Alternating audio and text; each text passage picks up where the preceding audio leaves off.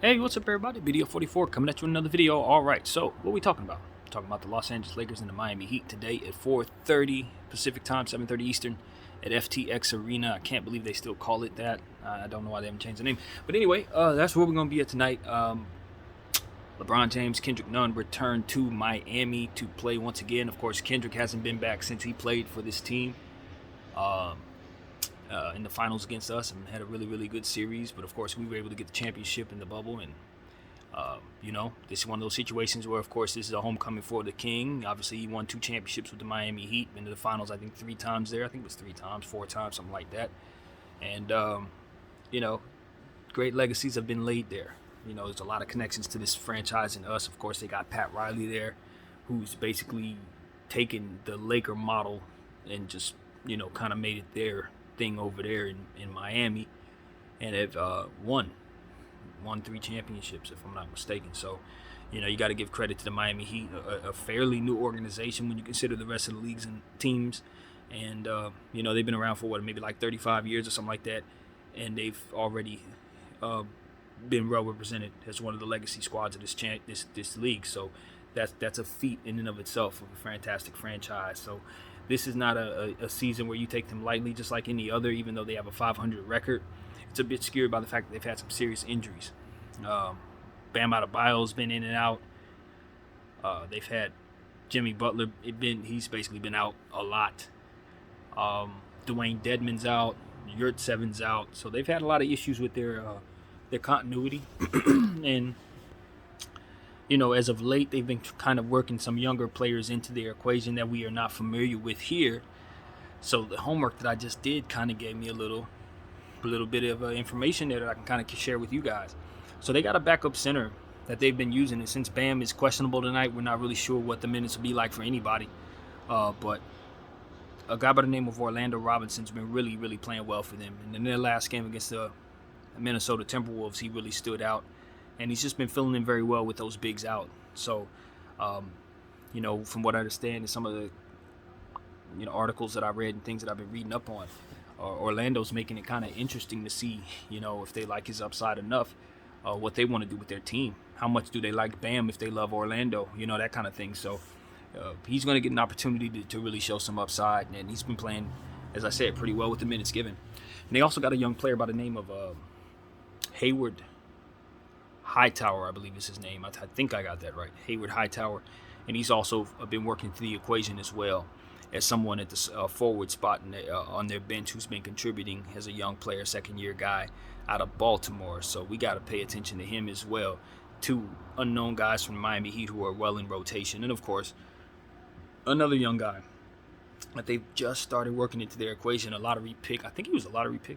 I don't know if he's a lottery pick or not. He might not have been. But somebody that I think of as a lottery-like talent in Nikola Jovic. I don't think he was a lottery pick, but he's somewhere in that first round, I believe. But whatever the case, he's a big-body shooter who has point guard skills and facilitating gifts. So I don't know that they are really quite using him that way. But when he starts to show what he can do, that's exactly what they're going to discover. That's his game.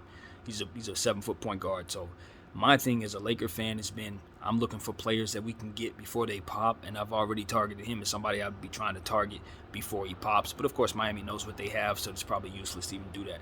But the way that he's starting to come along, he had 8 shots attempted in the last game. That's the most he's ever had.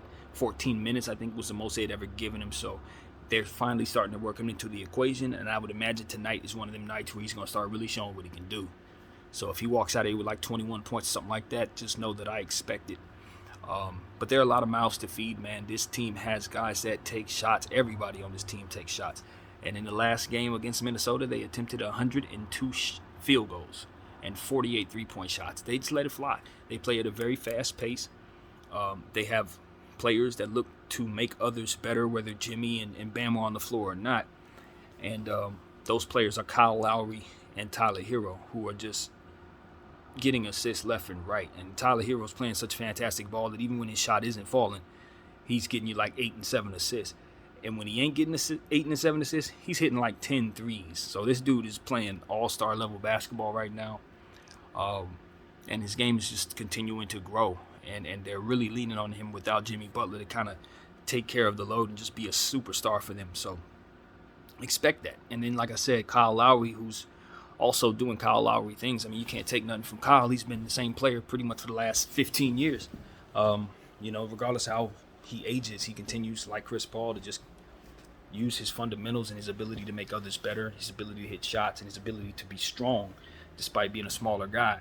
And he just continues to barrel into the paint, keep that pace fast for their team, hit open three-point shots, contested ones too for that matter, and affect you on the defensive end, getting steals and igniting the fast break. So Kyle Lowry has reignited his star power this season after having a year where his conditioning wasn't there. He was in and out of the lineup, and it looked like he was pretty much done. Nah, his numbers are back to being Kyle Lowry. She might actually be an all-star this year. So, you look at Kyle Lowry and the way that he's playing, you just understand that he's going to try to carve us up tonight. There's no question about it. He's coming at us. Tyler Hero's coming at us. And, it's given the fact that Jimmy and Bam are day-to-day, and we're the Lakers, we got to assume they're going to play. We got to assume they're going to play. So that's the situation. But they're banged up either way. So if they don't go, more power to us. Now, we've seen some good stuff from us over the last, say, 24 hours. Because, of course, we played a game against the Orlando Magic and got a victory somehow. It's confusing as it was to myself. We were able to run some small ball in the first half, and it worked. We were able to hit three-point shots, which left them unable to leave us out there. And as a result of playing some bigger lineups in the second half, we were able to carry the game home. So I thought that we really saw a good mix of what we don't want to see and what we do want to see, and both worked against the Orlando Magic, who just couldn't really find their rhythm, couldn't really take advantage of their size, and I didn't think really even showed up to the game, to be honest with you. So with that being said, I think all of our guys did the opposite. I think Russell Westbrook having a fantastic triple-double. You're looking at Troy Brown hitting 3 threes. You look at the number of scoring production that you got out of Patrick Beverley. We were able to withstand some things that didn't work out for us. We were able to withstand 0 for 7 from behind the arc from Bron. You know what I mean? That kind of thing usually leads to us losing. But when you have the other team not show up, and then you get production from guys that normally don't give you that, and then you couple that with guys who are normally playing well also continuing to do so, like Thomas Bryant, Wenyen Gabriel, Austin Reeves. You know what I'm saying? They all did what they normally do, if not a little better. And it just came together to make us wake up well for a team that we probably normally will not beat. So hopefully, given the fact that it's only been a couple hours, we can bring that same energy to a Miami Heat team and try to fight them off. Now, the thing about the Heat is they play some serious defense, man. They were able to close out this game they had against Minnesota with a stop at the end of that game. They forced quite a few turnovers. Both D'Angelo Russell and Anthony Edwards turned the ball over 6-7 times. So this is a situation where you got to be very careful with this Heat team. They don't play around in regards to the defensive side of the ball. They got multiple players that are going to affect that side. Max Strus is a player you need to pay attention to tonight. Gabe Vincent is a guy that they use on that bench a lot. Caleb Martin, who's been a little banged up but is considered probable. These guys are guys that they lean on to shoot the ball like superstars, no matter whether they're role players or not. Everybody has the green light in the Miami system. It's pick and plug to the max, and it doesn't matter who you are. You're expected to do your job in that system. And so that's the thing you'll see on the box score this last game, because they were able to ultimately get so much shooting out of everybody. They landed 102 attempts just from the field alone. And so that's not something you're going to see very often.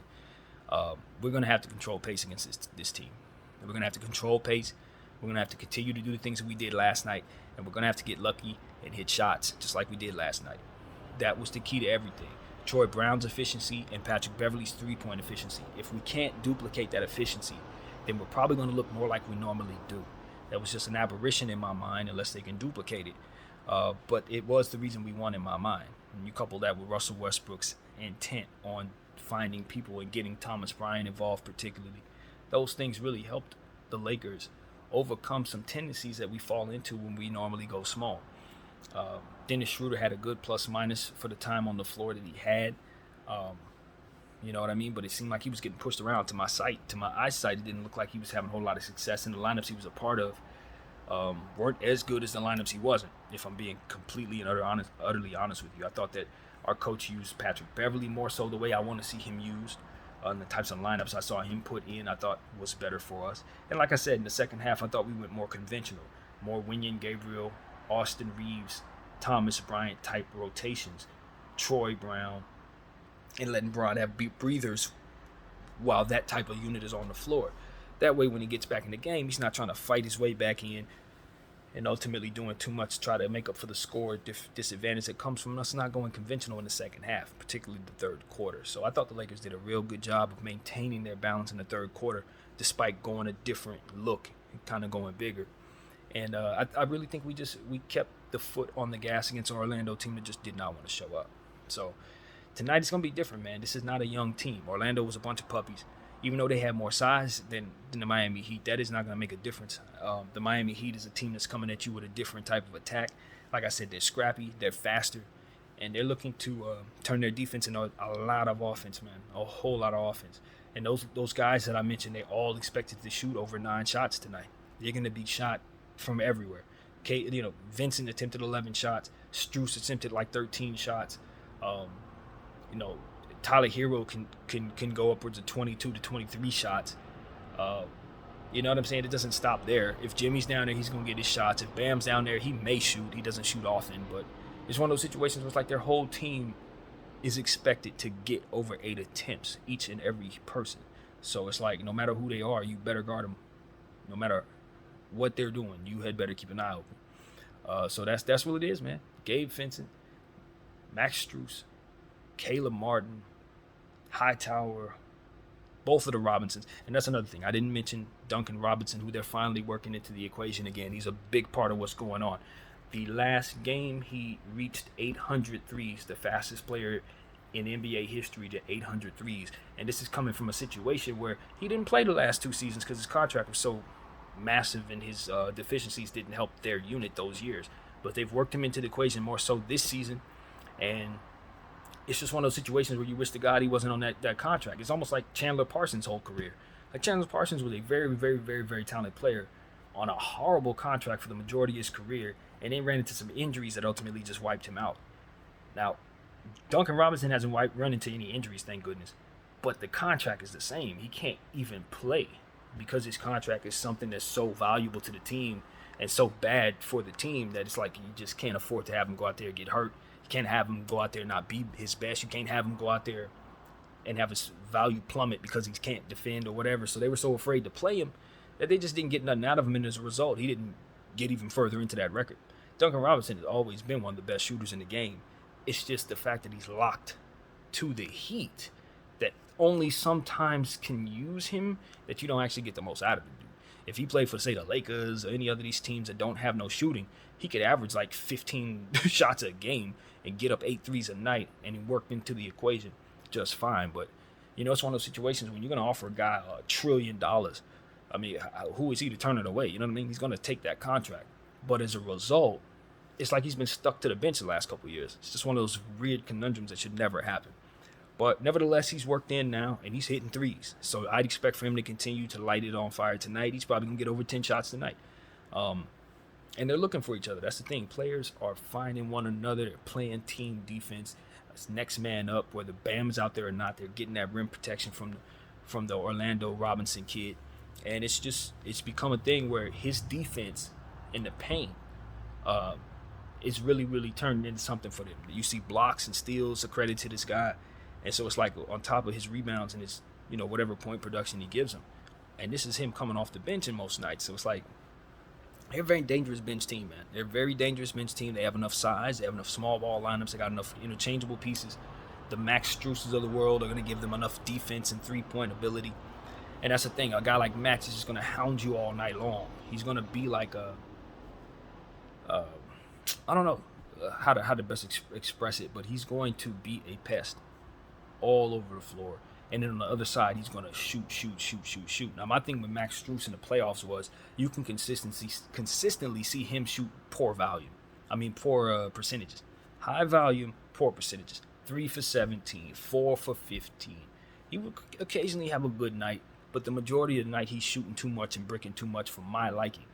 So that's what I want to see us have happen. If we can funnel the defense into making Max Strus the main scorer, That's probably what we want because he's going to shoot too much and he's going to brick a lot too. Some of them other guys like Tyler Hero, you don't want him shooting too much. Kyle Lowry, you don't want him shooting too much. Caleb Martin, I've seen those guys. They tend to hit shots. But Max Strus is a dude you can count on him going about 30% if he starts getting excited, especially if he's exerting a lot of energy on the defensive end. That's the key to him, is to wear his legs out and then have him thinking he needs to be shooting on the other end too much. That was a recipe for failure for the Heat consistently in the playoffs last year. So it's just something that I noticed. But Nikola Jovic should take away from that entirely. If they got any sense, they'll give him a lot of those minutes themselves and let him do some of that stuff because he's a better shooter. So that's what I'm saying. Keep an eye open. The Miami Heat are going to shoot all night long, and they're going to play defense too. So we have got to hit our shots if we take them, and I would rather us control the pace so that they cannot themselves, simply put. So that's what I'm thinking, man. And looking at the Miami Heat, they've had some pretty good games. I've been watching a little bit of highlights. They played the Pacers twice in the last couple games. One thing I noticed about the Pacers in the first matchup with the Pacers, what's his name? Tyrese Halliburton went 0 for 9. Couldn't score a single game in that first game against them. And the score was really, really low, and I think the Pacers won. I think that's how that went. Don't quote me on that. And in the following week, they played the Pacers again, and Tyrese Halliburton scored 10 threes on them, went for 43 points, made up for it completely. That sort of thing. They had no answer for Ty Halliburton. They had no answer for Buddy Yield. Both of them dudes lit them up for over 7 threes each. So I don't know what that means for us. I don't know we have anybody like that, but it just goes to show you what a guy like that can actually do. You know what I mean? When you have a volume three-point shooter, the issues that we have as a three-point shooting team, they're not there. We would rather our percentages to look like they did against Orlando every night. 17 of 43 or something like that. That's what a decent NBA shooting team looks like. But unfortunately, we would rather hover under 35 because we usually can't shoot that percentage. So it ends up hurting us when we go up against teams that can shoot very well because we can't get up enough three-point attempts to keep up with them. And that may be the issue tonight if we don't shoot well or shoot a lot. So that's why I think controlling the pace is probably something that's better, centers us to be who we want to be, rather than doing what we have to do to beat the other team if they're playing the way they want to play. If you control the pace and control how many shots they actually get, you can eliminate that. So I think that's a better way for us to go than rather to try to play into their hands and shooting a lot and probably bricking a lot. So that's what I'm thinking, man. You know, put the ball in Bron's hands. Obviously, it's Miami. And let him control the show. Let those other guys rotate around him, catch and shoot situations. And I want Bron to continue to pick his spots, but pull away from that three-point line, because yesterday we saw a very bad three-point Bron, and we were lucky to get away with it. But he was bad in that way. Good in every other way, though. So I want to see him and Westbrook get some more playing time together. I know this is a little strange, but like I've told you guys, I like lineups where Westbrook and Beverly are on the floor together more so than I like lineups with Dennis Schroeder and Patrick Beverly together. What the heck does that mean? That means, in a roundabout way, I would rather, and this is going to be very, very, I don't think this is the way to go. But this is a better way to go than what we've been going with. I would rather us restart Russell Westbrook, put Patrick Beverly at the 2 if you want to go small ball. If you have to have 2 small people in the lineup, I would rather us revert back to stuff that we absolutely didn't want to do, in starting Russell Westbrook with Patrick Beverly than starting Dennis Schroeder and Patrick Beverly just to see those two in the lineups to start together. I hate it. But I don't hate Dennis Schroeder and Russell Westbrook together on the same floor. That don't look too bad in certain matchups. Certain matchups, depending on how Russell's shooting that night. If Russell's not playing well, then you got to sit him, of course. You got to manage him accordingly. But if he's feeling good like he did last night, him in the backcourt with Beverly is infinitely better to me than him in the backcourt with DS. However, that ain't what I want. I would rather us start Lonnie Walker and Austin Reeves. That's my backcourt, to be honest with you. That's the backcourt I trust. Because Lonnie usually plays very well when he starts. Let him get off to a quick start with the unit. Boom, boom, boom. And I just hate the fact that Austin Reeves is always so much better than most of our guards, but never gets the starting nod. And I just think that's political, and I don't think it makes any sense. He needs to be starting, honestly. He needs to be starting. He's the best guard we got. We know that. with respect to Russell Westbrook, who I don't even look at as a guard. He's just an entity that gives us a lot of pressure on the rim. Honestly, that's how I look at Russell Westbrook. And he's been helping us facilitating the ball, but he's just like something else. But as a guard, somebody who controls the rock, controls the clock, that's what I want us to groom Austin to be. That is just functionality. So I would like us to empower him rather than continue to kick the can down the road with Dennis Schroeder. And like I said, Patrick Beverley's a point guard, but not really a point guard. He's sort of like Russell Westbrook, a different entity that happens to be shorter, stuff like that. So, and that's weird. I guess it's just how I view it, but I don't look at Westbrook and Beverley as guards. I look at them as entities who have to be slotted in the guard position because they're short. Does that make any sense? That's exactly what I think of. So, yeah, that's what it is, man. I want the Lakers to just kind of go conventional because it gave us the best opportunities to succeed last night. And I think it would have gave us the exact same dynamic against the Dallas Mavericks. And the game would have been so much different if we would have used those exact same lineups we used against this last team here that we would have used against Dallas. Instead of going small with 5 guards and all that stuff, it will never work. So if we try that stuff against the Miami Heat, I expect it won't work. Small ball against the Heat, this ain't Orlando. They're not Orlando. You could probably match up better with them small players, but they're not going to be afraid of them like the Orlando Magic were. They're not going to be confused by them or none of that. They're good matchups for those guys like Kyle Lowry and Duncan Robinson and or Tyler Hero and Caleb Martin. They're gonna dance on them dudes. Our guys, they're gonna have nice battles with those guys, and I just think their guys probably get the best of our guys, given the fact that it's higher level talent. So it's gonna be on Bron to attack. It's gonna be on Lonnie and Austin to be good. And Lonnie did not play well yesterday. He did not. His efficiency was awesome. His decision making was all. I don't know where his head was, but Lonnie was not good last night. So I want to see him bounce back on the road and play better. Because him and Bron, the 3-point shooting wasn't it. I thought they didn't play their best game from behind the arc, particularly, so on and so forth. Thomas Bryant needs all the credit in the world. His efficiency, his energy on the offensive side of the ball is infectious. His efficiency is the word. He's hitting threes. He's getting in the paint. He's scoring. He's not missing a whole lot. So we got to continue to feed him and feed him with confidence. We're better when he's out there. Just like Wenyen Gabriel, we are better with size on the floor. We can trust those guys. So, yeah, man. And I've been hearing a lot about Damian Jones. He didn't get on the floor these last couple games. We've been going small. We didn't go with him. Look, listen. I'm happy with us not playing Damian Jones for the most part. I don't think that's a secret. Everybody is. But the problem is, the truth is, he's played well with the minutes given, and it hasn't reflected in how we've played him, just like I've been saying about a lot of things in regards to this team. If you're going to lose faith in a guy, let it be because you saw him play poorly, not because you just randomly decided to go in a different direction and forgot about a guy. That's what I think of this situation. Damian's played well the last couple times we've seen him. He's earned the right to play. Plain and simple. So that's what I think, man. If you get him lobs, put him in weak side positions to block shots, he's going to help you with his size. And if you have to sit him down, you sit him down. He's got 6 good fouls to give. I've seen worse players on this team. Let him play until we can get something better. And if we get something better, get something better. I feel the same way about Kendrick Nunn. You know, this is what it is, man. We got what we got. What we can't do is hide from these guys or act like they're not professionals. There's levels to this, and I know not everybody in the NBA is of the NBA level, but you can't act like I'm on the team. You know what I mean? Sit him like you'd sit me. Let a professional play, man, especially if he's tall enough to keep up with guys and athletic enough to catch lobs. Life is easy when you lob the ball to a guy like Damian Jones. Still lob the ball to a guy like Damian Jones. All the times we're working so hard to try to get in the paint and draw fouls. You know we got like a 7-footer that don't do nothing but leap. That's all he does. He's going to catch the ball higher than most people who can jump. That's what he does. So if we don't run that at least twice a game, what's the point of even having him on the roster? That's pretty much all I got to say about that. If Sacramento and Luke Walton could get this boy to catch a couple lobs, why the hell can't we? Why do you think we want him on the team? Because Luke made him look good.